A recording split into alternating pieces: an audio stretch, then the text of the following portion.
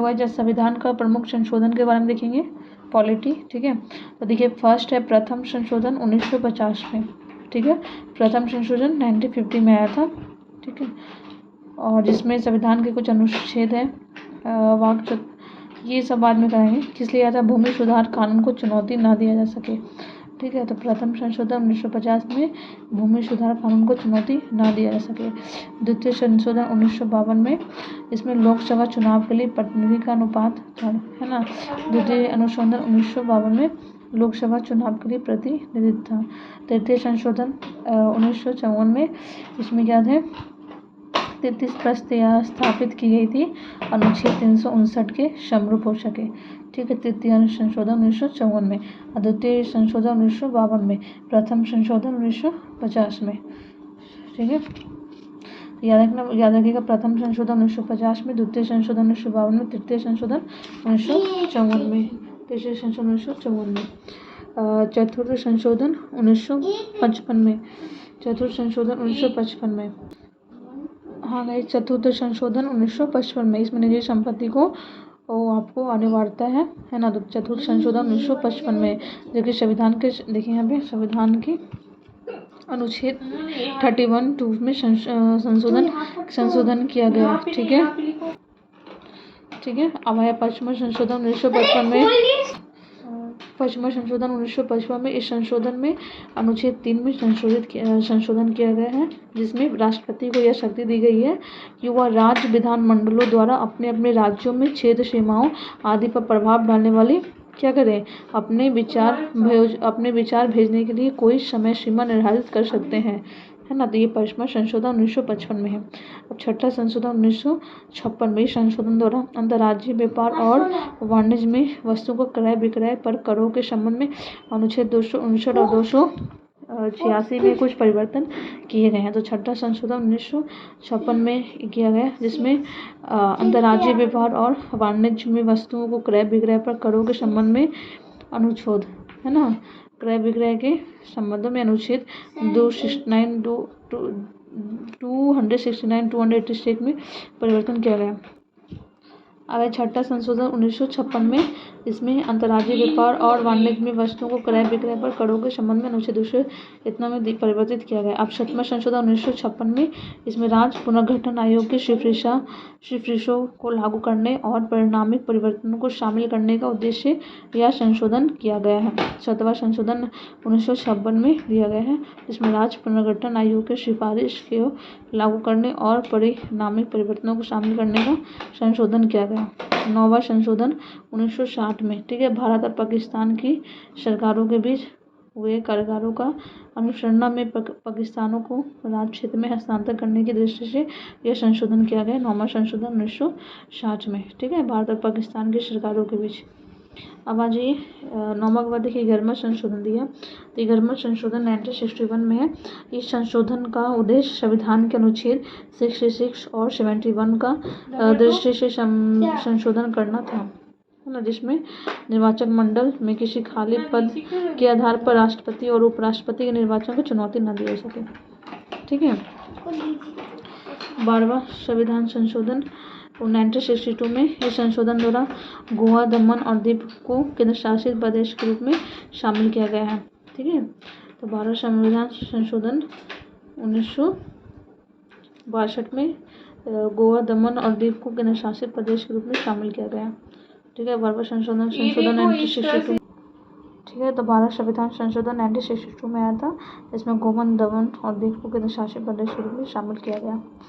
ठीक है, इसका प्रयोजन के लिए अनुच्छेद 240 के संशोधन में किया गया। 13वां संशोधन 1962 में, इस संविधान के द्वारा भारत सरकार और नागालैंड पीपुल कन्वेंशन के बीच एक करार के अनुसार में नागालैंड राज्य के संबंध।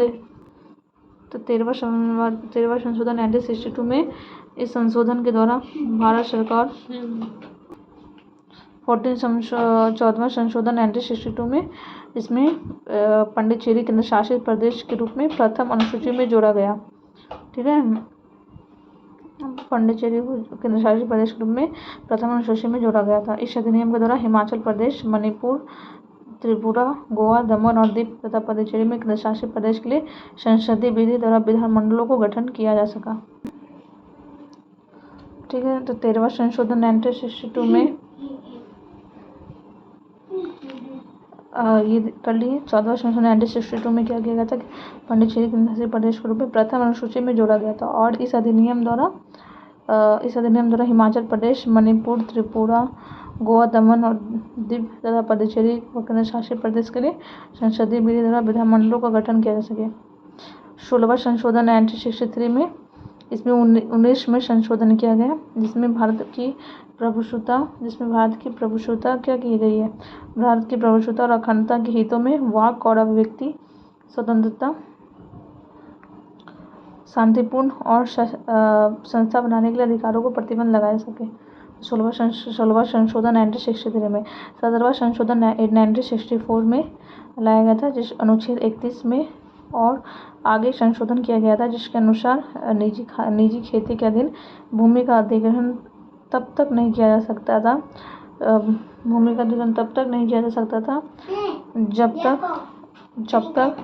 जब तक कि प्रतिभूति रूप में उसका बाजार मूल्य न दिया जा सके। तो 17वां संशोधन 1964 में अनुच्छेद 31 में है ना, तो इसका आगे संशोधन नहीं किया।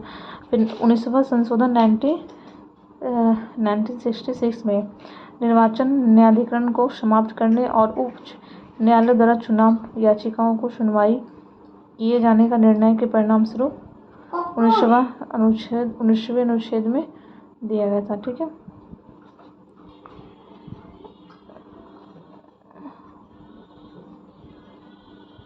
उच्च न्यायालय द्वारा चुनाव याचिकाओं को सुनवाई किए जाने का निर्णय दिया गया था। अनुच्छेद 324 में संशोधन किया गया था 1966 में। अब आ गया 20वां संशोधन 1966 में। यह संशोधन चंद्रमोहन बनाम उत्तर प्रदेश सरकार के मामले में उच्चतम न्यायालय में दिया गया था जिसमें उच्चतम न्यायालय ने उत्तर प्रदेश राज्य में जिला न्यायाधीश की कुछ नियुक्ति घोषित। अब होंगे 19वां संशोधन 20वां संशोधन 1966 में। अब उसके बाद 22वां संशोधन 1959 में आया था। यह अधिनियम असम राज्य में एक नया स्वतंत्र राज्य मेघालय का निर्माण करने की दृष्टि से लागू किया गया था। 22वां संशोधन 1959 में यह अधिनियम असम राज्य के एक नए स्वतंत्र राज्य मेघालय का निर्माण करने की दृष्टि से लागू किया गया था।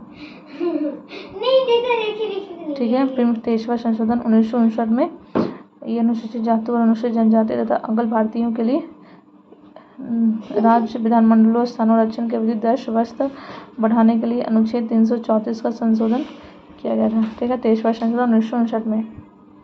24वां संशोधन 1971 में। यह संशोधन गोलकनाथ के मामले में उत्पन्न स्थिति के संदर्भ में पारित हुआ था। ठीक है, और इसमें क्या था 1913 और अनुच्छेद 368 में संशोधन किया गया था। फिर 26वां संशोधन 1971 में पूछ जाता है गोलकनाथ के मामले में। और 26वां संशोधन 1971 में। यह संशोधन द्वारा भारतीय रियासत के शासकों को ये विशेषाधिकार समाप्त किया जाता है। ठीक है,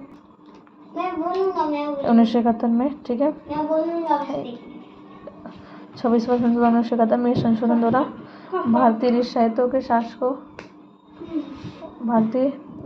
शासकों को विशेषाधिकार को समाप्त किया गया था। 29वां संशोधन 1972 में संविधान की 9वीं अनुसूची के संशोधन करके 9वीं अनुसूची को संशोधन करके उसमें भूमि सुधार के बारे में केरल के 2 अधिनियम शामिल किए गए थे। तो 19वां संशोधन 1972 में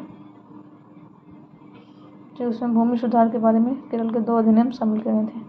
31वां संशोधन 1973 में इस अधिनियम द्वारा लोकसभा में राज्यों का प्रतिनिधित्व अधिकतम संख्या 500 से बढ़ाकर 525 तथा केंद्र शासित प्रदेश के सदस्यों की अधिकतम संख्या 25 से घटाकर 20 किया गया था। 31वां संशोधन 1973 में 500 से बढ़ाकर 525 कर दिया गया था। लोकसभा में राज्यों की अधिकतम संख्या 500 से बढ़ाकर 525 और 25 से घटाकर 20 किया गया था। ठीक है, 31वां संशोधन। अब 35वां संशोधन 1974 में यह अनुच्छेद 2 का जोड़ा किया गया था जिसके द्वारा सिक्किम को भारतीय संघ का राज्य का दर्जा दिया गया था 45वां संशोधन में। और जिसमें एक नई अनुसूची और 10वीं अनुसूची में जोड़ी गई थी सिक्किम। को भारतीय संघ में शामिल होने का सदी गई। 36वां संशोधन 1975 में सिक्किम को भारतीय संघ का पूर्ण सदस्य बनाने और संविधान की प्रथम अनुसूची में शामिल करने, सिक्किम को राज्यसभा और लोकसभा का एक स्थान देने के लिए अधिनियम बनाया गया था। अनुच्छेद 80 और 81 की संशोधन किया गया था। 38वां संशोधन अधिनियम में यह अनुच्छेद 123, 213, 352 से संशोधन करके उपबंध किया गया। ठीक है, जो कि राष्ट्रपति और राज्यपाल के संवैधानिक निर्णय को किसी भी न्यायालय में चुनौती दी जा सकेगी। ठीक है, 39वां जबकि 1975 में और 38वां 1975 में यह संविधान द्वारा राष्ट्रपति, उपराष्ट्रपति, प्रधानमंत्री, लोकसभा अध्यक्ष के निर्वाचन जितने भी विवाद पर ये विचार किया जा सकेगा, है ना, और संसदीय कानून द्वारा नियुक्त किया जा सकेगा। 42वां संशोधन 1976 में कुछ महत्वपूर्ण संशोधन समाजवाद, धर्मनिरपेक्षता और राष्ट्र की अखंडता को उच्च दर्जों के स्पष्ट रूप से परिभाषित करने, नीति निर्देशक DPSP, है ना, व्यापार बनाने उन मूल अधिकारों। ठीक है, तो 39वां संविधान संशोधन हो गया। 38वां और 39वां दोनों सेम है। अब 42वां संशोधन 1976 में आता है। इसमें समाजवाद, धर्मनिरपेक्षता और राष्ट्र की अखंडता को स्पष्ट करते हुए परिभाषित किया गया, जिसमें DPSP सब के बारे में दिया गया, है ना। अब 42वां संशोधन अधिनियम ये बहुत बड़ा है, तो एक बार देख लीजिएगा। सुधारों को, सामाजिक आर्थिक सुधारों को निष्फल बनाया जा सकता था, और इसमें नागरिकों का मूल कर्तव्य है कि एक नया आदेश जोड़ा गया और समाज विरोधी गतिविधियों से, चाहे वो व्यक्ति द्वारा हो या संस्थाएं द्वारा, निपटने के लिए विशेष उपबंध किया जाता है। ठीक है, कानून निर्णय लेने के लिए न्यायाधीश की न्यूनतम संख्या निर्धारित करने तथा किसी कानून को संवैधानिक दृष्टि से अवैध घोषित करने के लिए कम से कम 2/3 न्यायाधीशों को विशेष बहुमत व्यवस्था करके न्यायपालिका संबंधित उपबंधों को संशोधन किया गया। उच्च न्यायालय ने ये मामला बढ़ाई थी। ठीक है, तो 42वां संशोधन कब आया था? 1976 में। देख लीजिएगा। देखिए 44वां संशोधन 1978 में। 42वां संशोधन 1978 में जो संपत्ति के अधिकार को मूल अधिकार के रूप से हटाकर केवल अब क्या कर दिया, उसे विधिक अधिकार बना दिया गया, है ना। संपत्ति का अधिकार को मूल अधिकार बनाकर विधिक अधिकार बना दिया गया। संविधान के अनुच्छेद 352 का संशोधन करके यह उपबंध किया गया। ठीक है, जो कि आपात स्थिति में घोषणा के लिए ये विद्रोह हो सकता है, और अब अनुच्छेद 21 और 22 में भी दिया गया है। ठीक है, आर्टिकल 132 से 34 में संशोधन किया गया। इसका डिटेल हम लेके आएंगे नेक्स्ट वीडियो में। 46वां संशोधन 1982 में, इसके द्वारा अनुच्छेद 259 में संशोधन किया गया। ठीक है, और 259 में संशोधन किया गया। 46वां संशोधन 1982 में, इसका जो अंतर्राज्यीय व्यापार और वाणिज्य के दौरान भेजे जाने वाले सामान पर लगाया गया। 52 संशोधन 1985 में ये 10वें अनुसूची में जोड़ा गया था। ठीक है, जिसमें दल बदल करता था और निकाल दिया गया। 55 संशोधन 1986 में, इसमें केंद्र शासित प्रदेश अरुणाचल प्रदेश राज्य का दर्जा दिए जाने को भारत सरकार का प्रस्ताव लागू किया गया। 55 संशोधन 1986 में, और 56 संशोधन 1987 में भारत सरकार ने केंद्र शासित प्रदेश गोवा, दमन एवं दीव, है ना, गोवा जिले में ये शामिल क्षेत्रों को गोवा राज्य के रूप में तथा उसके केंद्र शासित प्रदेश में दमन एवं दीव को केंद्र शासित प्रदेश के रूप में प्रस्ताव किया गया। 58 संशोधन 1987 में ये राष्ट्रपति को यह शक्ति प्रदर्शित की गई कि वो अपने प्राधिकार के तहत संविधान को हिंदी अनुवाद को, जिस पर संवैधानिक सभा के सदस्यों को अपने हस्ताक्षर किया हुआ, उनमें से सभी परिवर्तनों को शामिल कर लिया गया है, और हिंदी भाषा को केंद्रीय अधिनियम की भाषा शैली को अनुरूप प्रकाशित कर सके। यह 58 संशोधन 1987 में, और 61वां संशोधन 1989 में ये 326 के संशोधन करके मताधिकार की आयु 21 से घटाकर 18 वर्ष कर दी गई थी। तो वही जो वोट देने का अधिकार 21 से 18 वर्ष कर दी गई थी। 61वां संशोधन 1989 के अंतर्गत। 65 संशोधन 1990 में 338 को संशोधित कर दिया गया, और अनुसूचित जाति, अनुसूचित जनजातियों के लिए राष्ट्रीय आयोग को गठन की व्यवस्था की गई। 65 संशोधन 1990 में 338 संशोधित कर दिया गया, अनुसूचित जाति, अनुसूचित जनजाति के लिए कर दिया। 59वां संशोधन 1991 में दिल्ली एवं केंद्र शासित प्रदेश बना रहे, जिसमें एक विधानसभा तथा मंत्रिपरिषद भी है। दिल्ली एवं केंद्र शासित प्रदेश बना रहा है, और जिसमें विधानसभा और मंत्रिपरिषद भी। 59वां संशोधन 1991 में। ठीक है। और 70वां संशोधन 1992 में अनुच्छेद 54 और 55 में राज्य के संदर्भ में इस बात का प्रावधान किया गया कि राष्ट्रपति का निर्वाचन मंडल में राष्ट्रीय राजधानी, सीमा क्षेत्र दिल्ली एवं केंद्रशासित प्रदेश पुडुचेरी को भी शामिल किया गया है 70वां संशोधन 1992 में। और 73वां संशोधन 1993 में पंचायत से संबंधित एक नया पैरा 9 में जोड़ा गया संविधान में पंचायत से संबंधित 73वां। ठीक है। इसका उद्देश्य है अन्य जीवों के अलावा एक गांव के समूह को ग्राम सभा स्थापित करना और गांव के स्तर पर अन्य स्तरों को पंचायतों को गठन कराना और गांव और उनके बीच के स्तरों को पंचायतों की सभी सीटों के लिए सीधे चुनाव कराना। ठीक है। ऐसे स्तरों पर पंचायत यदि सरपंच है तो उनका चुनाव करवाना, पंचायतों में सदस्यता के लिए और सभी स्तरों पर पंचायत के पदाधिकारियों को चुनाव के लिए जनसंख्या के आधार पर अनुसूचित जाति और अनुसूचित जनजाति की सीटों का आरक्षण, महिलाओं के लिए कम से कम 1/3 सीटों का आरक्षण पंचायत के लिए 5 साल की कार्यवाही तय करना। यदि कोई पंचायत भंग हो जाती है 6 महीने के भीतर उसका चुनाव करने की व्यवस्था कराना है। 74वां संशोधन 1993 में 74वां संशोधन 1993 में ये नगर पालिका के संबंध में एक नया भाग 9A में शामिल किया गया। 76वां संशोधन 1994 में पिछड़े वर्ग, अनुसूचित जाति, अनुसूचित जनजातियों के लिए शिक्षा संस्थाओं, सरकार नौकरियों और सुरक्षित स्थानों को संख्या बढ़ाकर 59% की गई है। 69वां संशोधन 1999 में क्या बताया गया? 77वां तो बता दिए, 74 मतलब 74 जो 1993 में लिया गया। ये नगर पालिका के संबंध में एक नया भाग 9A में शामिल किया गया। 9A में शामिल किया गया। ठीक है। 76वां संशोधन 1994 में पिछड़े वर्ग, अनुसूचित जातियों और अनुसूचित जनजातियों के लिए शिक्षा संस्थाओं और सरकारी नौकरियों में सुरक्षित स्थानों की संख्या बढ़ाकर 69% हो गई है। 76वां और 1994 में। और 77वां 1995 में जो कि 16 में एक नई धारा 4A में जोड़कर उसमें संशोधन की गई है ताकि अनुसूचित जाति और अनुसूचित जनजाति को आरक्षण प्रदान किया सके। ठीक है। 69वां संशोधन 1999 में इस कानून द्वारा सरकार ने अनुसूचित जातियों और अनुसूचित जनजाति तथा एंग्लो इंडियंस के लिए लोकसभा में और राज्यों की विधानसभा के आरक्षण 10 वर्ष के लिए बढ़ा दिया गया। 79वां संशोधन 1999 में।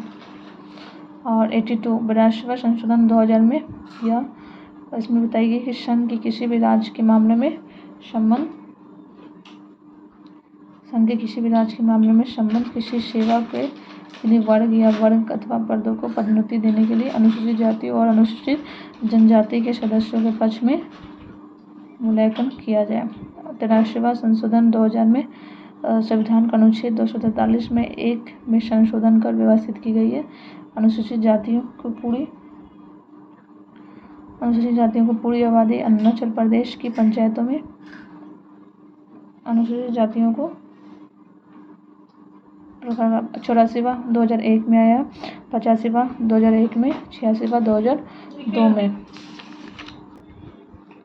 फिर 87वां संशोधन 2003 में ये बोला 2003, 88वां 2003 ईवी संशोधन, 79वां संशोधन 2003 और 90 संशोधन 2003, 91 संशोधन 2003। ठीक है। 92 संशोधन 2003 देखिए सब इसमें 2003, 93 संशोधन 2006, 94 संशोधन 2006, 95 संशोधन 2010, 96 संशोधन 2011, 97 संशोधन 2011, 98 संशोधन 2013, 99 संशोधन 2014, 100 संशोधन 2016, 101 संशोधन 2016, 102 संशोधन 2018, 103 संशोधन 2019 और 104वां संशोधन अधिनियम 2020 में। ठीक है। ये लोकसभा को अनुसूचित जाति और जनजातियों के लिए स्थानों का आरक्षण 80 वर्ष से बढ़ाकर 2030 तक कर दिया गया है 104 में। ठीक है। 130 वर्ष तक कर दिया गया है। देखिएगा। तो ये था हमारे इसका पूरा पॉइंट्स लेके आएंगे नेक्स्ट वीडियो में। Thank you so much.